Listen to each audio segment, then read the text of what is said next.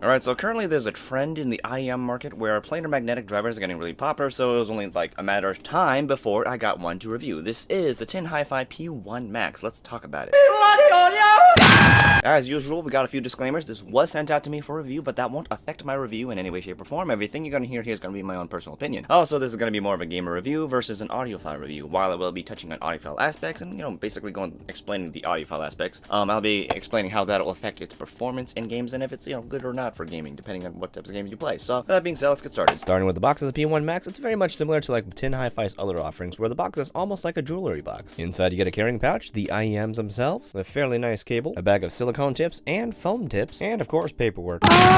Starting with the cable, it's one of those really nice high-end cables, which you can really tell from its thickness and choice of materials. At one end, we have the 3.5mm jack, which is very well built with metal and what looks to be like carbon fiber, but I don't know if it's actually carbon fiber. I highly doubt it, but it still looks nice regardless. The splitter also uses the same materials and design approach, and as you may have already noticed, we also get a very nice metal chin slider, which both looks good and does its job very well. And finally, of course, we have ear hooks, which is pretty standard these days, which end in very nice metal 2-pin connectors. Now, as for the IEMs themselves, they feel like they're made of a very high quality plastic, as they are very light but feel also very well built. The design is a little bit questionable, as to some it looks like scales with sparkles, but to me it looks like chicken wire over stars. Up top, of course, are the 2-pin connectors, and on the inner side it's pretty simple and clean and smooth, with the nozzle being made in one piece with it. And of course there is a metal grill to keep your nasties out of it. Overall, a very nicely well made package. For the vane, here's how it looks like on my head. It's not like too big nor too small. It's like, a pretty average size IEM, but they at least feel very comfortable in the ears. Now, they weren't like the most comfortable IEMs I've ever worn, but I was still able to wear them for at least several hours before I started feeling them in my ears. And that took me about like 3 hours. Fit wise, I don't think they're too big, so it should fit most people's ears unless your ears are like really teeny tiny. Just make sure to like look through all of their ear tips to see which ones you like, whether it's the silicone or even the foam ones, because your mileage will vary depending on the shape of your ears. Alright, now when it comes to the sound of these guys, they sound basically somewhere around the lines of what I would expect out of something that uses a planar magnetic driver. And if you don't know, planar magnetic drivers are different from your standard driver that's in most other earbuds and headphones, which are dynamic drivers. And there are ups and downs to either or, and when it comes to like planar magnetics, they do pretty well in like the mid and high range, and sometimes even the low, where it gives you a good amount of detail. It's known for like soundstage, and they're usually on open back headphones. You can also see them in closed back headphones, and it's rare that they were in IEMs until very recently, where there's been a lot of IEMs with planar magnetic drivers, and normally we have dynamic drivers. Now, a downside to planar magnetic drivers versus dynamics, which is the standard one, is they're not too great in the bass region, and luckily it seems they did some tuning to help remedy this a bit. So, enough about like driver business. Let's actually get a little deeper into detail about the sound of this guy. So the sound itself is kind of like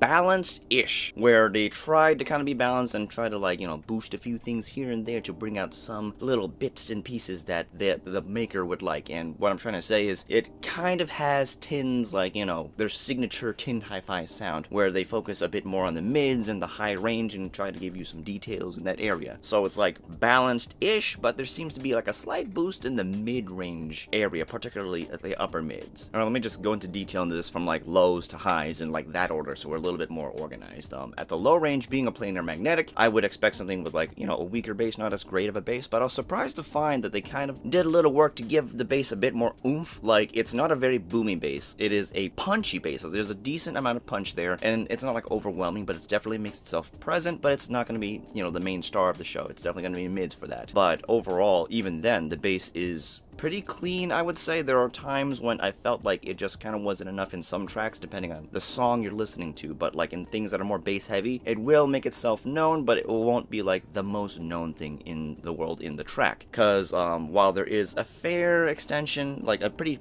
decent extension to like the lower bass notes, it wasn't exactly the strongest in that low end. So, the rumble is just okay. You can kind of feel it. It is definitely there, but it's not going to be very strong, and therefore the sound is also not going to be extremely boomy. The upper bass, I think, was pretty okay. It is kind of balanced, lean, kind of almost neutral in its tuning, and it is a clean, it is presented with a pretty good punch, and, I think someone who likes a balanced sound would like it very much. A bass head would probably not enjoy the bass here very much, because, they enjoy hella bass. In this case, it's like just, just enough bass, but for some people, maybe, not enough, due to the fact that it kind of lacks a bit of that lower end rumble boominess to go with the punch. So, it's kind of a mixed bag, but for someone who's like balance leaning, I think you're going to be okay with it if you're more into like punchy basses versus like really boomy bass. So yeah, it's a neutral-ish kind of bass tuning. It's not too bad, but for some people, maybe it's not enough. But for me, I think it's pretty decent. But, this is a gaming review, and we'll get into how this will go along with it. But that being said, because the bass is how it is, it doesn't bleed into the mids, which is good. Lets the mids shine. The mids on these particularly definitely do shine. They seem to be a tad forward. There is a lot of detail going on. There is a very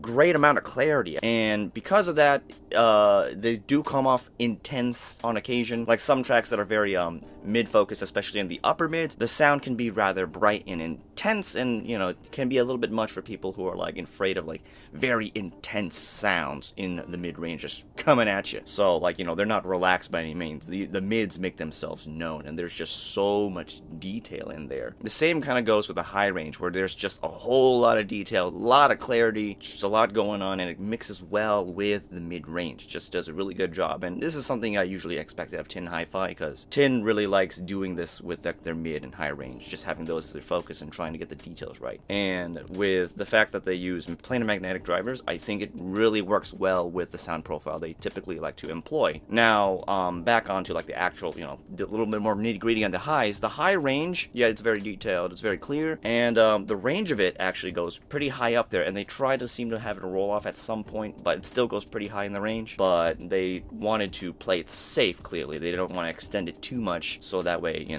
don't hurt your ear. So if you're afraid of like really high notes, I think you're gonna be okay. There are those who are very, very sensitive to highs. I think you're still gonna be okay with these guys, especially if like you're sensitive to highs, but you still want to really get those really high notes. Like there are times when I'm listening to tracks with really high notes and I'm expecting it to kind of like get sibilant, and it almost gets there, but it doesn't quite get there. On other occasions, it was very rare, but I did notice some harshness, but it was probably more from like the upper mids versus like the upper highs, if you know what I mean. It's kind of weird when I get like a little bit of harshness from like the upper mids versus like the highest of highs. It's an interesting situation we got in here, but that's what we're working with here. So the highs, I definitely would say they're on the safer side, but they do try to push it, but not all the way. Soundstage and imaging wise, being planar magnetics, they do a pretty good job. There's a good amount of width in the soundstage. Depth is just okay. It's going to be more wide than it is deep. That is pretty typical, but the depth of it, I'd say, is greater than average. The width is greater than average. It's got a slightly larger than average soundstage for an IEM, mind you, because IEMs have a small soundstage, but I'd say it's just a bit above average. It's not the most spectacular soundstage, so just a little bigger than you would expect out of like a set of IEMs or earbuds. Height, on the other hand, could use a little work. There is a sense of height above me when I'm playing games and stuff, but it's not like the greatest sense. Like the height is workable at best, but I just do wish there was more room up there to work with. But on the bright side, with like the room that we have, the imaging is pretty good. It's pretty damn accurate, so that's good. I know where things are in the room, but there are times when I felt like it could be just a little bit more accurate. It's not pinpoint, but it is fairly accurate within like a certain range, as in, things are generally where they should be, but they're more than average in terms of its accuracy. It's like a few steps below pinpoint is what I'm trying to say. It's kind of hard to describe. It's like, it feels very accurate, but it's not pinpoint. It's close. Now, when you apply this all in like a gaming situation with soundstage imaging and, the whole sound signature and whatnot, I think it does a pretty good job, particularly in competitive shooter games, because this is exactly what I expected out of a planar magnetic driver. I expected those things to do well in a competitive shooter, just because there's so much detail in the mids and the high range, and the focus of these IEMs is definitely in that mid and high range, with a little bit of bass to like just give things an entire full-bodied amount of detail, that neutral almost-ish tuning, and you get a really good sense of where everything is. You get a really good idea of where things are just purely by sound because of how detailed and clean the sound is. The forward-ish mids and the highs really do help you in finding where people are when you're trying to hunt for them in competitive shooter games. And combined with the soundstage and imaging, which are like above average, it just makes them feel very accurate in a gaming situation. No trouble hunting for people, no trouble hiding from people, because you know exactly where they are. The bass, with its fairly neutral tuning, also enhanced this. Like, it didn't take away from it because it wasn't very strong, but it was there enough to give enough like detail and body to the sound and weight to it to help you find where these sounds are when you're looking for them in a competitive gaming situation. So overall, the sound tuning of the P1 Maxes is really good for competitive shooters, just as I would expect out of a planar magnetic like driver. So, this is why I was really excited to test these for gaming in particular. Well, competitive gaming in particular. On the other hand, when it comes to non-competitive gaming, you would think because of the tuning it would not be great for it, but you'd be wrong, because the soundstage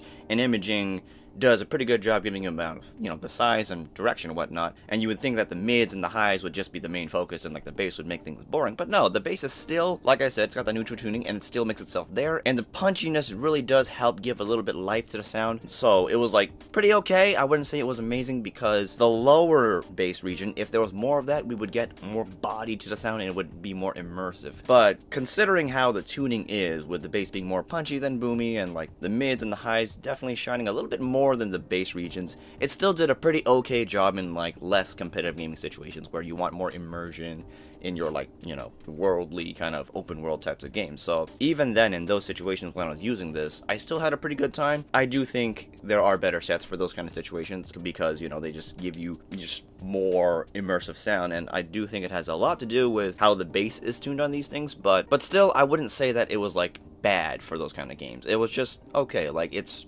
still playable, it's still enjoyable. I just think that something with more bass, more rumble in those lower notes to really bring out like the sound would make these like less competitive games more enjoyable. So that's what I think about these guys for less competitive games, more more worldly games. Now, with all things considered, what can I say about these guys like as a whole? Well, if you're a competitive gamer looking for like a really good set that gives you just all those little details and nitty-gritty bits and stuff when you're playing all those kind of games, well, these do a goddamn great job. I would highly recommend these for like competitive gaming. And they're like the kind of like sets that don't make the competitive games boring, because sometimes that happens where the earbuds focus too much on the mids and highs and you just throw away the bass. And while it's great for attracting people, it just makes the sound just boring and bleh and just not too exciting. So, these things remedy that by still having a good amount of like punchiness in the bass to just kind of make things a little bit more actiony, but also helping giving some more extra like little details to the mids and the highs, just making the sound feel more full. So, competitive games, these things do just a really good job. Not in competitive games, just okay. I would pick something else if your main focus is non-competitive games, unless you're the type of person who plays those games to just listen to the crunch of leaves under your feet. I just think there are better sets out there for those less competitive, more open world kind of situations. Now, this is all fine and dandy and whatnot, but how about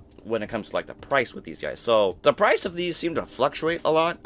At $170, $80, something like that, around that price range of $170 or $180, I believe, which is how they are when they're like not on sale. I don't know if I guess I kind of would recommend them. I still think they're pretty good. This puts them at the same price bracket as another set I've used, which are like the Hartfield Acoustic Deer, which are extremely intense. And compared to that, I think these things would do better in like competitive games than those. Those which do.